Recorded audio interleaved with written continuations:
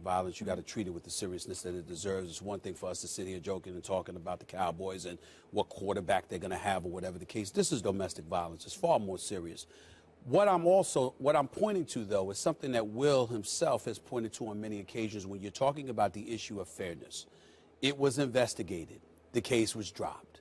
The NFL comes through the back door, and they say, well, you know what? We're not finished. We're going to do it.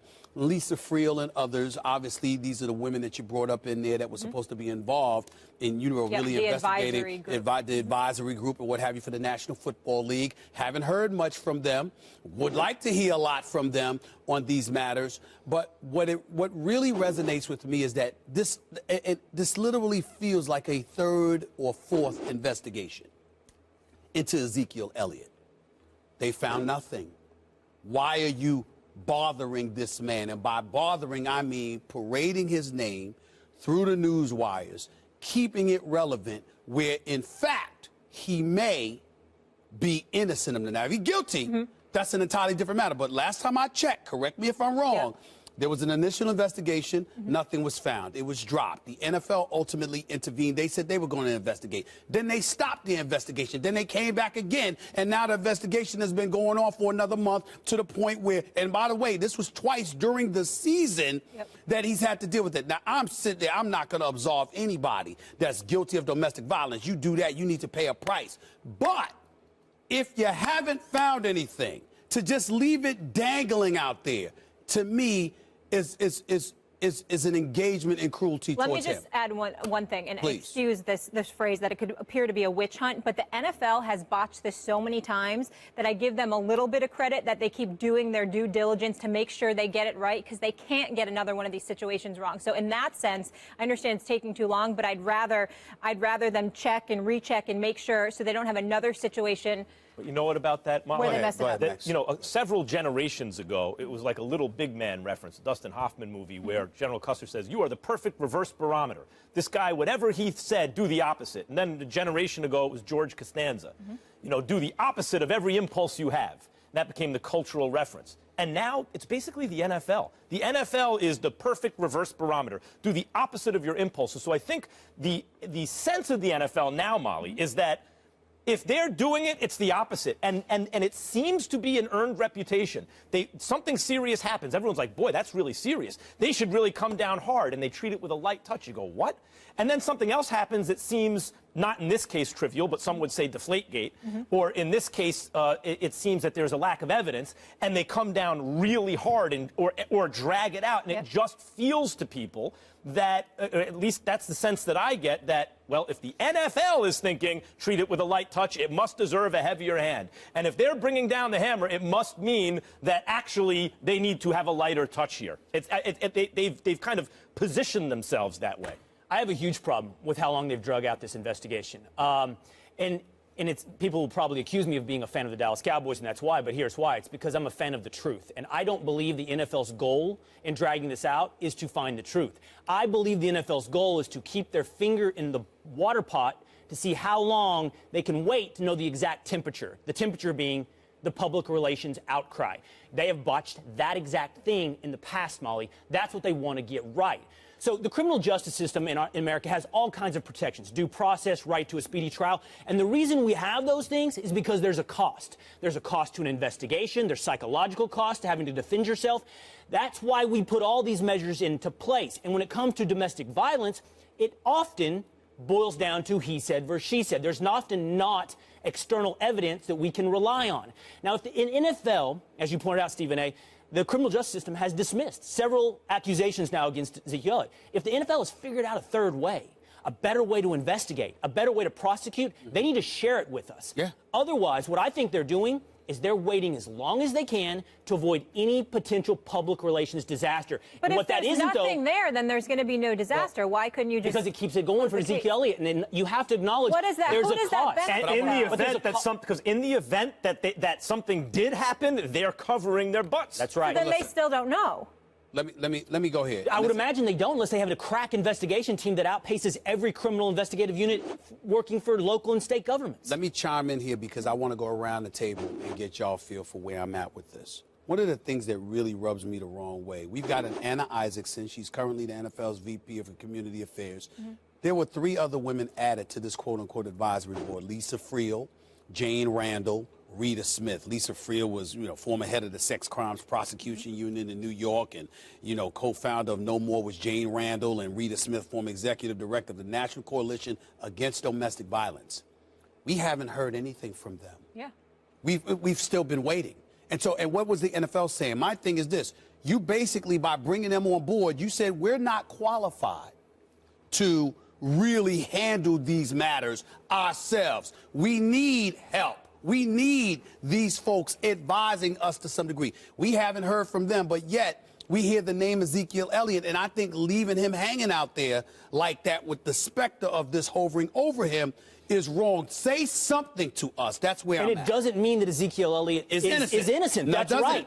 What it means is the NFL, I think, is truthfully not trying to find some objective justice or truth. I think they're simply trying to avoid a PR disaster, and that's what the benefit to them is right now. Keep this going in case something comes out, because we can't be on the wrong side again. Continuing to be a reactionary league. Yes. If Zeke is a bad actor, if Exekeiel Elliott is a bad actor, then he should have already been punished, right? I mean, then it's going to come out, and he should have already been punished. They've had time to do this now, and so I'm confused as to, unless it's the explanation we've given, why hasn't it happened already? Yeah, and to Stephen A's point, and I touched on that in my final take Friday, is again, you created this board after the Ray Rice of over 3 years ago.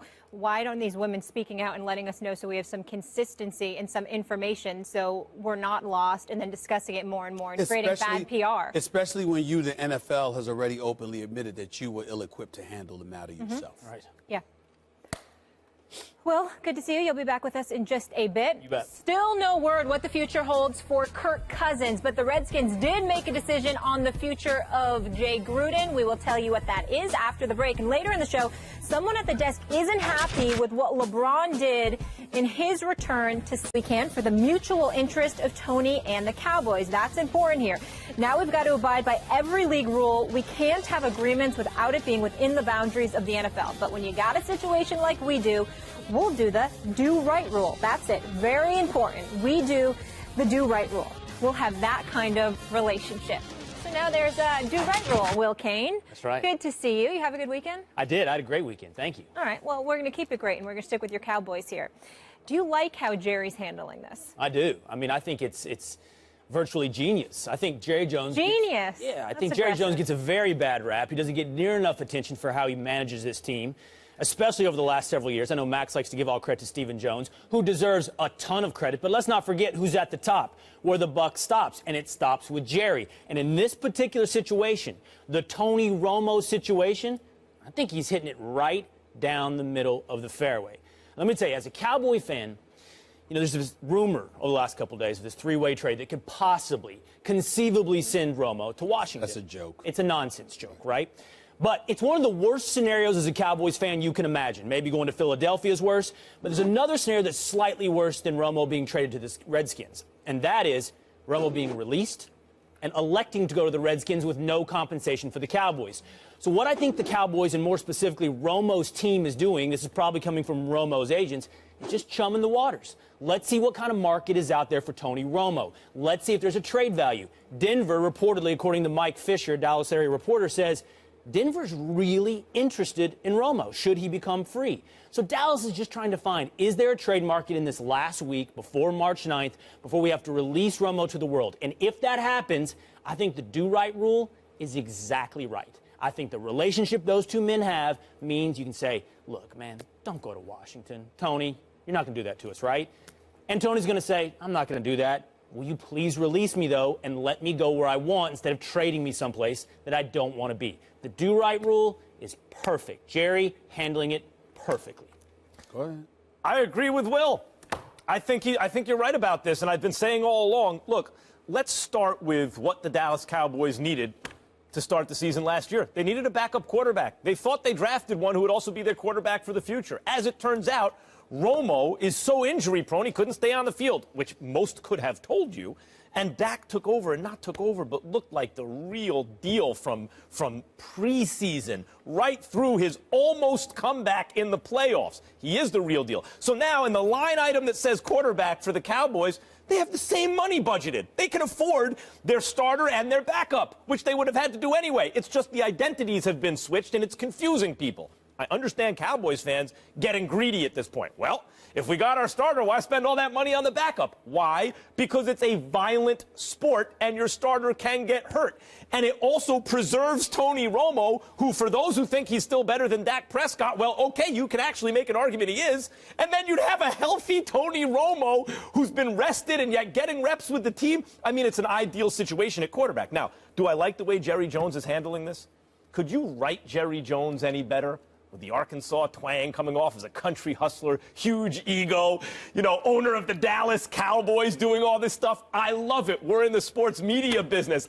He's good for business. And in this case, good at business. He's good at business. He's right. You finished? For now. First of all, you should be ashamed of yourself, being a native New Yorker with the drivel you just threw out there. And I'm beginning to like you less and less. Don't pretend like that was possible. You two are something else. I can't believe y'all are not picking up on this. This is disgraceful. This is absolutely disgraceful on the part of Jerry Jones. And I'm going to tell you why. Because every living thing he does says one thing and one thing only. Boy, I wish I had Tony Romo. I could keep him because I really don't want Dak Prescott. I don't care that he threw for 3,667 yards. I don't care that he only threw 4 interceptions the entire season. I don't care that he completed 68% of his passes. I don't care that he made us relevant. I don't care that he was 13-3. I don't care that this brother right here has solidified my future at the most important position on a football field, possibly for the next decade and beyond. None of that matters. I'm sure it doesn't matter to Will Kane.